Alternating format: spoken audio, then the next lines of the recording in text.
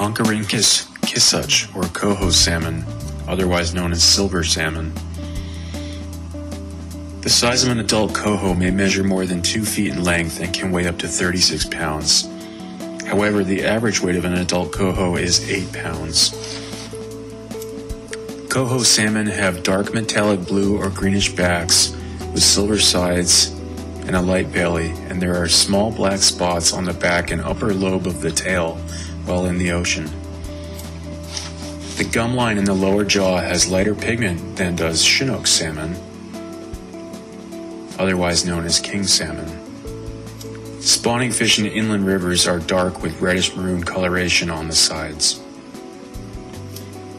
Coho salmon adults migrate from a marine environment into freshwater streams and rivers of their birth in order to mate. This is called anadromy. They spawn only once and then die. Adults return to their streams of origin to spawn and die, usually at around 3 years old. Some precocious males known as jacks return as 2-year-old spawners. Spawning males develop a strongly hooked snout and large teeth. Females prepare several redds, otherwise known as nests, where the eggs will remain for 6 to 7 weeks until they hatch. As the time for migration to the sea approaches, juvenile coho lose their parr marks, a pattern of vertical bars and spots useful for camouflage, and gain the dark back and light belly coloration used by fish living in open water. This is a more effective camouflage pattern for the marine environment. Their gills and kidneys also begin to change at this time so that they can process salt water. In the freshwater stages, coho feed on plankton and insects and switch to a diet of small fishes as adults in the ocean. Coho spend approximately the first half of their life cycle rearing and feeding in streams and small freshwater tributaries. Spawning habitat is small streams with stable gravel substrates. The remainder of the life cycle is spent foraging in estuarine and marine waters of the Pacific. The species was historically distributed throughout the North Pacific Ocean, from central California to Point Hope, Alaska, through the Aleutian Islands, and from the Anadyr River, Russia, south to Hokkaido, Japan. Coho probably inhabited most coastal streams in Washington, Oregon, and central and northern California. Some populations now considered extinct are believed to have migrated hundreds of miles inland to spawn in tributaries of the Upper Columbia in Washington and the Snake River in Idaho. Coho still occur in Alaska as well. The long-term trend for listed populations of coho is downward.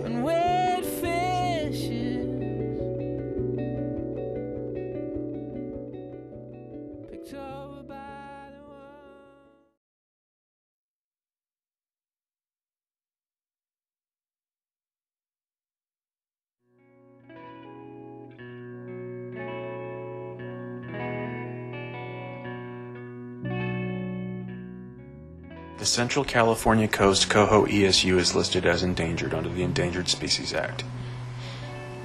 The ESU includes all naturally spawned populations of coho from Punta Gorda in Northern California, south to and including the San Lorenzo River in Central California, as well as populations in tributaries to San Francisco Bay, excluding the Sacramento-San Joaquin River system, as well as 4 artificial propagation programs: the Don Clausen Fish Hatchery Captive Broodstock Program, Scott Creek Kingfisher Flats Conservation Program, Scott Creek Captive Broodstock Program, and the Noyo River Fish Station Egg Taking Program. The San Lorenzo River historically bore coho salmon. However, upon their listing under the Endangered Species Act, they have been considered to be extirpated from the San Lorenzo River.